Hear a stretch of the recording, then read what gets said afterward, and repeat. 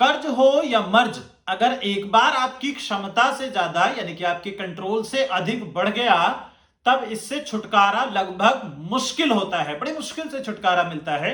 लेकिन अगर शनिवार के दिन एक प्लेट में थोड़ा बूरा रख करके ये उपाय कर दिया, तो समझ लीजिए बड़े से बड़ा कर्ज जाल भी समाप्त हो जाएगा।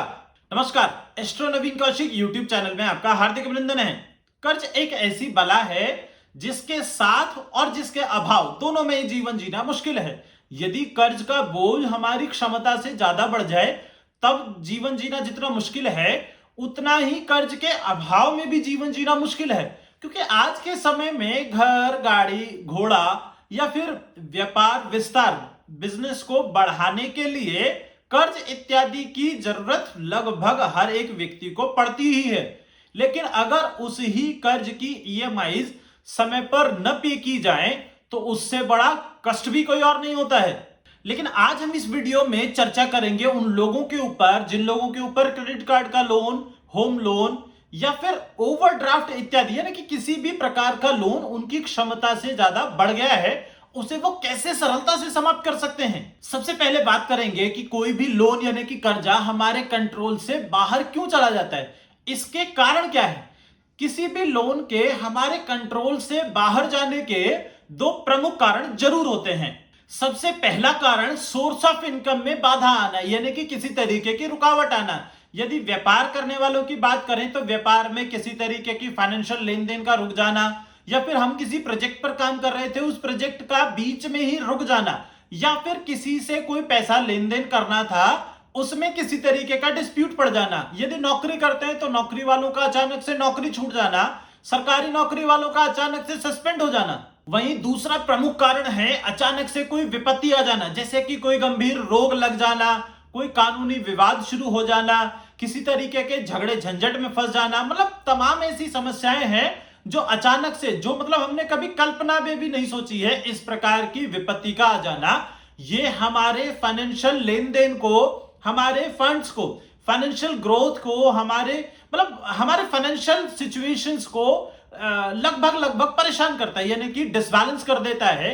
जो फंड रोटेशन का हमारा एक साइकिल है, जिससे कि हमारी इनकम और हमारी ईएमआईज पे हो रही हैं, उनका किसी भी प्रकार से बाधित होना केवल अचानक से आने वाली समस्याएं या फिर सोर्स ऑफ इनकम में किसी तरीके की बाधा होने की वजह से लगभग इंटरप्ट होती है, यानी कि रुक जाती हैं। लेकिन अगर शनिवार के दिन एक प्लेट में थोड़ा बूरा रख करके अपने कर्जे की संख्या लिख करके इस प्रकार से ये उपाय कर दिया, तो कितना भी बड़े से बड़ा कर्ज क्यों ना हो, कितना ही पुराना कर्ज क्यों ना हो, जिस पर हमने ये तक भी सोच लिया हो कि संभव है कि यह अब नहीं छूटने वाला है, या फिर कोई पिछला यानी कि आपके पिता का या दादा के समय से चलता आ रहा कर्ज है, वो भी यकीनन समाप्त हो जाएगा। हर एक व्यक्ति अपने जीवन में कुछ खास उद्देश्य से ही लोन लेता है, यानी कि कर्जा लेता है। और कर्जा लेते समय यानी कि लोन लेते समय लोन को रीपे करने का, यानी कि कर्जा उतारने का, कर्जा वापस करने की निष्ठा भी पूरी पूरी होती है। लेकिन जीवन में अचानक से आने वाली समस्याओं के कारण कर्जे को वापस करने यानी कि लोन को वापस करने की जो योजनाएं हैं, वो बहुत बार फेल हो जाती हैं, जिसकी वजह से लोन टाइम से रीपे नहीं हो पाता है, यानी कि कर्जा नहीं उतर पाता है।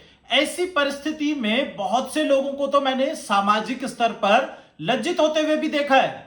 चलिए अब जल्दी से समझ लेते हैं कि लोन वापस क्यों नहीं हो पाता है। जिस लोन को हमने अपनी कैपेसिटी के अंदर यानी कि अपनी क्षमता से बहुत कम लिया था, लेकिन लोन के ऊपर लोन चढ़ गया, बहुत बार कोशिश करने के बाद भी लोन कम नहीं हो पाता। इसके पीछे ज्योतिषीय कारण क्या है, किन कारणों से हमारे जीवन में इस प्रकार की परिस्थितियां उत्पन्न होती है, इसके ज्योतिषीय कारण आज हम ध्यान से और विस्तार से समझने वाले हैं। अब इन ज्योतिषीय कारण को बहुत ध्यान से समझिएगा और अपनी कुंडली से रिलेट करके देखिएगा।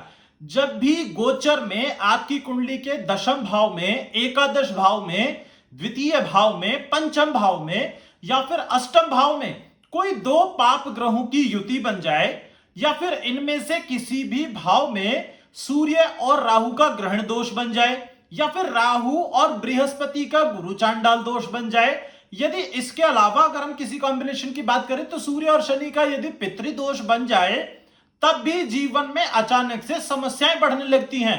आपका सोर्स ऑफ इनकम प्रभावित होने लगता है, जिसकी वजह से कर्जे का बोझ बढ़ने लगता है, छोटा सा कर्जा बढ़ने लगता है, और जो कर्जा हमने ये सोच करके लिया था कि इसको हम बहुत जल्दी से जल्दी लौटा देंगे, वो भी कर्जा स्थिर हो जाता है। इसी के अतिरिक्त यदि मंगलवार के दिन आपने कोई लोन लिया है तो वो भी इस प्रकार के कॉम्बिनेशंस बनने पर एकदम अटल हो जाता है, यानी कि पत्थर की तरह आपके जीवन में, आपके लाइफ में ठहर जाता है। मतलब कि गोचर में इन ग्रह स्थितियों के निर्माण से अच्छा खासा चलता हुआ व्यापार ठप होने लगता है, यानी कि व्यापार में कोई बड़ा घाटा लग जाता है।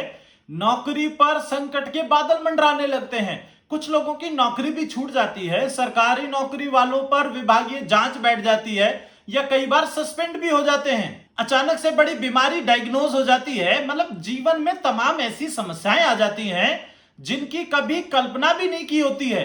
लेकिन अगर हम इस उपाय को कर लें जो मैं वीडियो में बताने वाला हूं, तो यकीनन कैसा भी लोन क्यों ना हो, कैसा भी कर्जा क्यों ना हो, और कितना ही पुराना क्यों ना हो, यकीनन उतर जाएगा। इसमें किसी प्रकार का संदेह नहीं है।